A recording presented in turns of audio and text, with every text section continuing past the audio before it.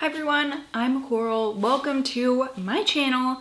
I'm here today to talk about the first 5 movies that I've watched in October. I really like most of the movies that I've watched so far. There's only one that was like kind of not so good. I'll get into it. Okay, so on the first, I watched The Faculty, which came out in 1998. This was directed by Robert Rodriguez and stars some people such as Elijah Wood, which is honestly why I decided to watch this again. Josh Hartnett, Clea Duvall, who I love. Let's see, Jordana Brewster, not so familiar with her, and Sean Hattasey, also not super familiar with him. Oh, and Usher. Usher was in this movie. Very fun. So this is kind of one of those late 90s, early 2000s horror movies that is really teen-centric. This mostly takes place like in their high school. This group of kids, it ends up being kind of like a ragtag group. You know, there's like the nerd, the jock, the cheerleader, kind of like the girl everyone thinks is a lesbian just because she's weird. And, you know, eventually they all end up working together because they think that there is something wrong with their teachers, and they think that their teachers are infecting everybody with something that's making them act strangely. This was technically a rewatch for me. However, I only remember like one scene from it, honestly. This is a movie that I probably watched close to when it came out, and so I was quite young. I don't know, probably saw it on TV even. Like, I don't think this was something that I ever rented or anything like that. But I ended up really liking this. It's a great movie. The effects are still pretty great. There are a few things where you can tell that they definitely used some computer graphics for it, and it, you know, it just hasn't aged well, but I really liked it. I thought that there's this really great scene that is very reminiscent of the Petri dish scene in The Thing, where they're all testing their blood with the hot wire. And it was just really fun. I really enjoyed The Faculty. Then I watched Joyride, which came out in 2001. This was directed by John Dahl, and it stars people such as Paul Walker, Steve Zahn, Lily Sobieski, and also the voice of Ted Levine, who just has one of the greatest voices in all of movie and television history. He is famously Buffalo Bill. So this is another rewatch for me. This one, my best friend and I growing up watched like obsessively. We loved this movie, and then I like hadn't watched it in probably like 10 years, I think. And I was wondering if it would hold up, and I think that it really did. This is about Paul Walker, Steve Zahn, their brothers. They've kind of had a falling out. Steve Zahn's character was in prison for a while, and now they've reunited, and they're going on a road trip to pick up a girl that Paul Walker likes. And on the way to get her, they install a CB radio and play kind of a practical joke on a trucker who uses the name Rusty Nail. Paul Walker pretends to be a woman and catfishes this guy. I don't want to get into the specifics because I really think that this is one that is really fun if you haven't seen it. So I shouldn't tell you too much of the plot. So things go terribly wrong, and basically this trucker starts following them. And it's kind of like a trucker slasher, but not like, what's that? Is it Trucks? The one where the trucks are actually killing people based on, is that Maximum Overdrive? Oh my God. I think the short story is called Trucks, and then the movie is called Maximum Overdrive. Yeah, Maximum Overdrive is the movie. It's not like that. The truck itself is not killing people. It's the trucker inside of it. So, really fun. I think it holds up. You know, there are a couple jokes in there that are maybe in poor taste, you know, these days, but weren't quite as, weren't seen as quite so, I don't know, just like terrible back when it came out. So, I don't know. It's good. I would give it a watch if you haven't seen it. Okay, and then I watched a film that I absolutely ended up loving, and that is Scanners, which came out in 1981. This is a David Cronenberg film, and it stars Stephen Lack, Jennifer O'Neill, Michael Ironside, and my God, this is just such a weird, fast-paced movie. Basically, we start out and we meet a character named Cameron Vale, and he clearly has some sort of like mind powers, and he can't remember where he came from. He ends up getting picked up by this scientist, and we find out that there are these people in this world that they call scanners, and scanners have like telepathy powers, and they use their mind to destroy people. And it, as the scientist explains to us, there is kind of like an evil guy behind all of this, and he's killed all the scanners who do not want to work with him. So there really aren't very many good scanners out there, and the scientist wants Cameron Vale to kind of infiltrate this guy's group and get to the bottom of what's going on, you know, why this is happening, and, you know, maybe even kill him.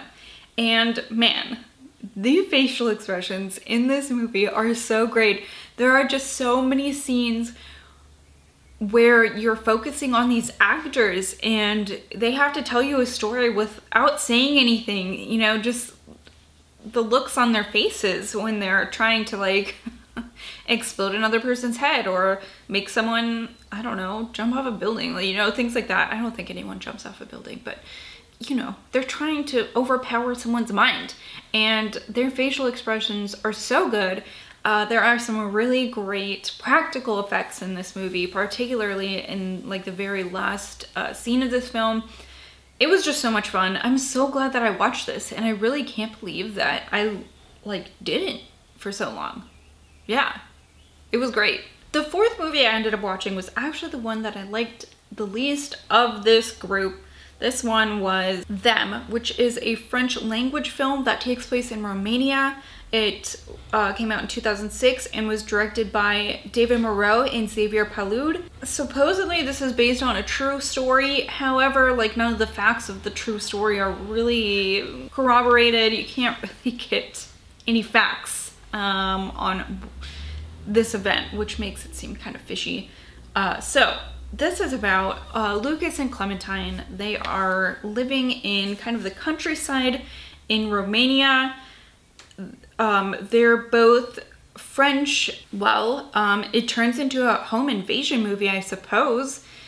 And that's really all there is to the plot. It's not a very long movie. It's barely over an hour long. I just feel like there was so much build up and then not a ton of tension. Even while the home invasion's going on, I didn't feel like they couldn't actually get away from the home invaders. I mean, like, you know, the movie is how the movie is, but I feel like if they really had tried, they probably could have gotten away, especially when we find out who, you know, is behind this home invasion, which obviously I won't get into. That would be too spoilery, but it just seemed kind of, I don't know, it was like, it was asking me to suspend disbelief in a way that I just couldn't, and I didn't think it was particularly exciting. I kind of went into this expecting something like Martyrs or Inside or High Tension, some of those like French extreme films, and this was not quite that. I will say that I know I said that finding out who's behind this home invasion makes it seem less believable. However, I did really like, you know, who was the perpetrator in this. And even though it's not really believable to me, I did like that twist in the movie, which actually brought it, like when I rated it, I gave it 3 stars. But initially I was thinking 2 stars until we get to, you know, the reveal, and that kind of bumped it up for me. So I don't know. Worth watching. I wouldn't say it's the most exciting movie in the world. It was okay. It wasn't the worst movie I've ever seen, but it wasn't a favorite. Last, maybe most surprising to me, I watched Possession, which came out last year, 2020. And this was directed by Brandon Cronenberg, who is David Cronenberg's son. And you know what? I didn't plan on watching two Cronenberg movies almost head to head with each other, but it ended up being good. Like, I really liked Possessor. I think that maybe he learned some things from his dad as far as like Blood and Guts go. So this stars Andrea Riseborough, Christopher Abbott, Jennifer Jason Leigh, Sean Bean, a couple other people, but it has a pretty small cast. And this is about a woman named Tasia, and she is, I don't know if they actually have like a name for these people, but she is the possessor, and she is kind of an assassin. So this company gets a contract from somebody, right? And will be like, I want this person gone. So a possessor will possess somebody in that close circle to murder this person, and also murder the person who's being possessed, which is kind of where it's like, I don't know, where it really called into question the morality of everybody for some reason. Like, just being an assassin and killing somebody for a contract seems less bad to me than also killing just a really innocent person in all of this. But that's just the way it works. And Tasia is very good at her job. However, she's done a lot of these, and it's hard for her not to kind of like dissociate, and it's getting harder for her to come back into her own body and have her own memories and know who she is. You know what I mean? So you have to imagine it's got to be incredibly hard to do that. It's a really high risk, high reward kind of a thing. So the majority of this movie, we're with her on this one specific job, and she's just really losing control of the possessee. It's hard to know at some points when she is in control and when she's not, and that makes it really interesting. There's a lot of like really cool camera work and really strange sequences, particularly the one where they show her like going out of her own body and possessing this man's body, and it's just really weird and interesting. There is so much blood. It's just, I don't know, the ending is insane, and I really didn't have super high expectations for this for some reason, and it just kind of blew me out of the water. I ended up really loving this movie, and it's one that I would definitely suggest. I watched this on Hulu, so that's where you can find it. Those are the first 5 movies that I watched. I know I'm a couple days late filming this. I meant to do it yesterday, just didn't get to it. So the next 5 movies you can look forward to hearing about. VHS 94, which just came out on Shudder. I have Cloverfield Lane, 10 Cloverfield Lane, Mosquito State, and The Toxic Avenger. So yeah, I'll have those watched and reviewed in a couple days, and I will, you know, post a video if anyone's interested in seeing this.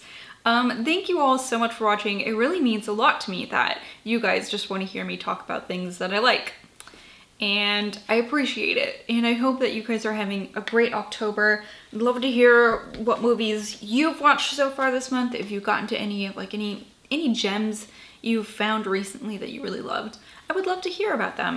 Thank you for watching. I will see you guys later. Goodbye.